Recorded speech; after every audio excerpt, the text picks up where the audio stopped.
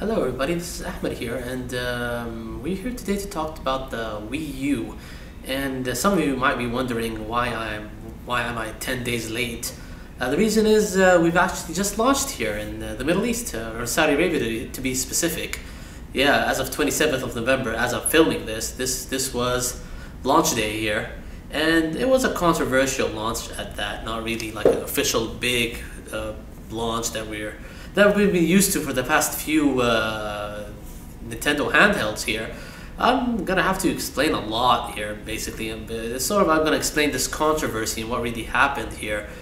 Basically, the console, which is right here, this thing launched with a $375 increase in price, which means that we're paying around, for the deluxe version at least, you guys get it for $350 US dollars, but here we are paying 375 increase, which is according to my math here, that's $715 if I'm not mistaken. Usually doctors like me have bad math, so hopefully yeah, $715. So yeah, a lot of you obviously are really flabbergasted by this revelation here, but we're used to this. We always get we've been until 2005, 2006, all our consoles at launch week, they're double the price, or more than the intended price. Almost always it's been like that until 2006. The reason why we've been like that is we import our consoles. We don't have retailers here. We do have game retailers, but we don't have official Nintendo, Microsoft. We didn't have Nintendo and Microsoft and Sony supporting us. We don't have these umbrellas here. So all the retailers, obviously the business is to import the games, and the games are more manageable because they're games, but consoles on launch week here are imported, or have been imported since 2005, 2006. Obviously this changed ever since we got official Microsoft, Sony umbrellas. These happened around 2007, 2008, and we recently just got an official Nintendo distributor in the Middle East. They do have a Facebook page, 3DS Middle East, and they do distribute. This is actually our first console launch here. They did make a couple of Wii consoles, but this is the first real console. We did have the handhelds, the 3DS and 3DS XL. These were the first official Nintendo products ever distributed in the Middle East. We used to import these before, and the Wii U is the first big console here. So let me explain what happened, why this price increase, what happened with the distributor. Basically everybody went on a tirade. They went crazy on their Facebook page. Why are you guys, you should be distributors, so the price should be decreased. And that makes a lot of sense. I was also disappointed and flabbergasted by this until I asked around. I've seen what's written in this box, and I just actually maybe discovered or formed a theory on what happened exactly. So yeah, even though today was an official launch, this console right here, this box here, let me show you. This is not officially from the distributor. Usually our distributor, they do provide a special box for us, which means that they do have a small Arabic words here and there next to the English, and they do have like a logo that says officially distributed in Saudi Arabia, UAE, and Malaysia. So yeah, that's usually, the logo is always put there. If you've Middle Easterners here and Saudis seen any the 3DS boxes, the 3DS XL boxes, and even some games, they do have that logo, and this doesn't have it. And the other thing here, it says it point blank. This sticker is not seen in North America when you guys actually get this console, but it's seen here. They put this extra sticker here that can be removed. It says, "Caution, this device is USA version with 110 adapter. To use in the KSA, please use," what does it say? "Please use step-down adapters or converters." So yeah, in the Middle East, obviously, we've recently adapted the European voltage, or the European plug, which is, the 3 adapters, not the 2 plug. And it's 220 voltage. This is 110. So most likely when I open this box here, I'm gonna see an American product. And this, what the providers did, is in order to launch it here, they did maybe import them themselves, or made a deal with some retailers in North America, or actually Nintendo of America, to bring the consoles here, and in turn the price increased because as you guys know, in North America the console is officially sold out. It's been sold out for quite a while now. It's sold over 400,000 units, and if you guys check around all the shops here, you'll see that the consoles provided are really limited in quantity. There's not a lot of consoles, even the white ones, there are not a lot of them distributed around. This is just like an initial launch period just to test the waters here, and in the upcoming weeks and months until they actually manufacture this, we do get our stuff are manufactured there, and then let me just explain to you how our stuff is actually manufactured. Usually with Sony and Microsoft, these are official PAL umbrellas, which means all the voltage are 220, and the European distribution are actually helping us manufacture all this. But Nintendo, the official distributor, they're sort of unique in a way, because the Middle East is in between Asia and Europe. So sometimes we have a lot of European things, electronics, and sometimes we have a lot of NTSC electronics. So what Nintendo did from their end, they actually, our official distributor is in Japan. So the Japanese make our consoles, and instead of the 110 plug, they put the 220 plug. So yeah, it's NTSC in nature, which means you could put in North American games and they work perfectly. But at the same time, the plug itself is a 220 voltage 3 adapter, not 2 plug adapter. So yeah, I don't know what the official names for these plugs are. I don't really remember. So yeah, if you could imagine for me the double plug adapter. Let me just bring another one here, just to show you guys this. Here we go. Yeah, get off. This is all improv here. So yeah, this is our official plugs here. This is a European-based plug, and that's what should be put in the Nintendo boxes and the Nintendo products. And this has been done in the 3DS and the 3DS XL, in which they're, like I said, both NTSC in nature, which play North American games, but do have the 220 voltage. And the other difference is that our boxes don't have the Club Nintendo code. But I'm fully expecting, when I open this up, I think I'm going to see the Club Nintendo thing here in there. Unless they removed it manually. I hope they didn't do that, because I do have a Club Nintendo account.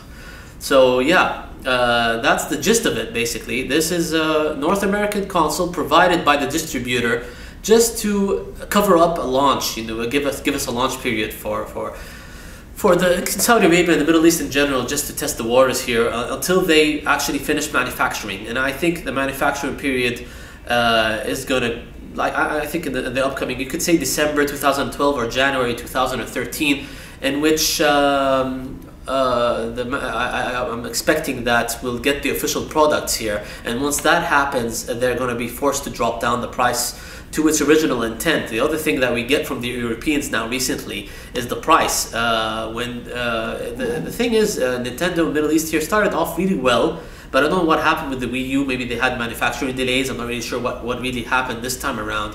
When the 3DS was launched here, it was launched the same day as North America with the exact same price, like give or take $20–30 maybe, which is okay. This is really not, we don't mind that type of price increase. The 3DS XL was launched in really limited quantities at first, and the price was the price was not given the North American range, it was given the European range. So we said, okay, fair enough, yeah, we're a mixture between North America and Europe, so fair enough, they're trying to justify that within the European range. So what I'm expecting with the Wii U is they're gonna lower it to an European range price, which I'm saying around 1,800 Saudi riyals to 2,000 riyals, which equates to, like, I could say $450. It won't go further than that, and won't even decrease further than that. I'm saying, yeah, an increase like $50 to $100 increase over the North American price is fair enough, because that's the European price, and we're like I said, we're a special mixture between North American and European features manufactured in Japan. So it is pretty interesting to know all this, because a lot of our Middle Easterners and even people in North America and Europe, they don't know that we recently have a voice here in regards to Nintendo having an official Facebook page here in the Middle East and having official distributors, and we've been jumping through these hoops for so long. I really didn't mind paying the increased price. I was disappointed, but we have we've always lived with very high priced electronics, especially in gaming. If it's always I bought my GameCube for, I think it was launched with $200. I bought it for $400, and I didn't really know. I knew that the import was like that.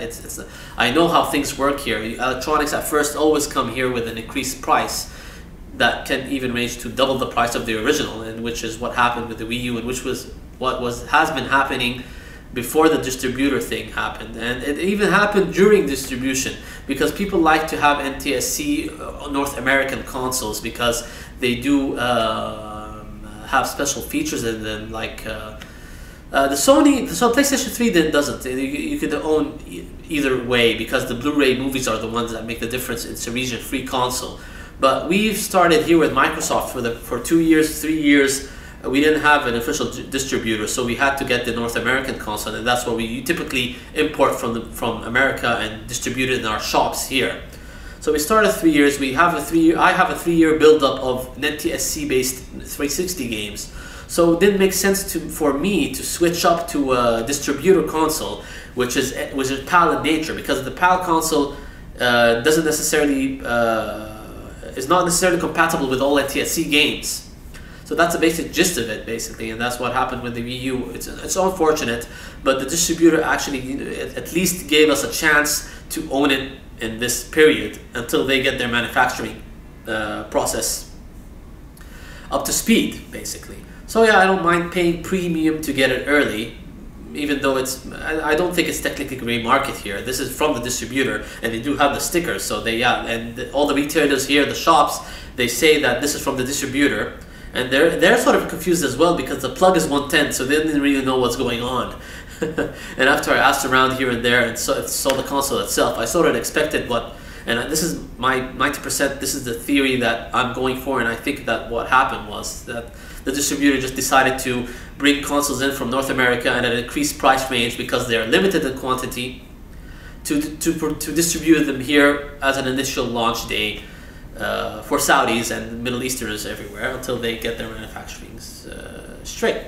And a lot of people started complaining in the Nintendo Facebook Middle East, and they complained to Nintendo of America, but that's not going to do anything, unfortunately. Another thing that a lot of people suggested was to actually import the Wii U from any of the online retailers, which is a practical suggestion, but at the same time, it won't work for us for two basic reasons. The first is that's basically sold out in North America. You won't find it anywhere. The white, it could be seen in limited quantities, but the black is over 400,000 units have been sold there, and they're basically sold out, so we won't find them anywhere. Even the online retailers don't provide them.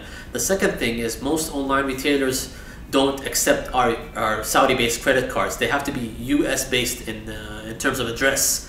We do have services that provide us a US address there, in which they automatically ship things to our local address, which is a really cool service. They get it by weight, and it's pretty unique. It's cool to have this. We have the ability to import stuff in a cheaper price than getting it from here, but at the same time, we have to find the sites or specific sites or online retailers that accept Saudi-based credit cards, and the only big retailer that does that is Amazon. And as you know, Amazon for the past year have been in a very bad relationship with Nintendo, should we say, in the sense that they haven't stocked the 3DS at launch, they haven't stocked the 3DS XL at launch, and now with the Wii U they haven't stocked that as well. They usually wait 3 to 4 months in, and then they start stocking them. I think what happened was there was a sort of a miscommunication or misunderstanding with the 3DS launch. A lot of them were broken or something like that, and customers had to return it to Amazon, and Amazon for some reason was sort of upset because they had to retain full responsibility when it was Nintendo's responsibility to fix or replace the console. So yeah, they both they sort of they were in a fight of some sort. So Amazon was no longer an option, because that was basically a very practical option, and that's what I did with the PlayStation 3 and the Nintendo Wii. I got it from Amazon, and it was very, very cheap for me, because all I paid was the increased weight was like another $50, which is better than paying double the price here as an import from Saudi Arabia. So that's what I did, and I was planning to do the same thing, and a lot of people were suggesting it around, and that's not practical at this time, unless Amazon restocks it, and I don't think they're going to restock it anytime soon with the Wii U. So yeah, my suggestion to my Middle Eastern brothers or Saudi gamers is, if they want a Wii U right now, I guess this is the only option we have. We have to pay premium for owning it initially, or you could do the practical thing and don't be stupid like me and wait for another 2-3 months until January 2013, when we get our prices straight and the prices lower to more practical solutions, and the distributor starts mixing it up and having Japan manufacture these consoles for us. So yeah, this is cool stuff, and I'm excited. Basically, I'm gonna unbox this baby for you. I'm gonna do the Arabic version first and then do the English version, so look forward to some Wii coverage in the upcoming weeks. I'll try to cover as much as I can. Hopefully don't get any copyright strikes on YouTube and whatnot, because this is basically fair use. I haven't advertised anything, and I'm basically providing commentary with all of my videos, so and the unboxing as well is going to be provided with commentary. Hope you guys enjoyed the content in the upcoming weeks. I hope you guys enjoyed this rambling video and understood the basics of how video gaming prices work in the Middle East and in Saudi Arabia, and how they have been. It's unfortunate, and we've been living like that. Electronics are always expensive, but what we can do, we can't do anything about that. And whoever wants to own these things first buys them first with a premium, and that's what I did basically. I couldn't wait for another 3 months or 2 months. But I suggest everybody else, if they want to play anything now, if there's nothing that they want to play, I want to play Nintendo Land and Mario U, but if they can wait for a bit longer until the next year, you'll hopefully see the price lower to around the 2,000 Riyal, Saudi Riyal range, which is the $450 or $400 Riyal range, $400 US dollar Riyal. I don't know how to speak. $400, yeah, $400 range, and yeah, I'm gonna end this video here instead of humiliating myself further with these ramblings. I hope you've enjoyed either way, and look forward to upcoming content, and as usual, I'll catch you guys later. Peace out.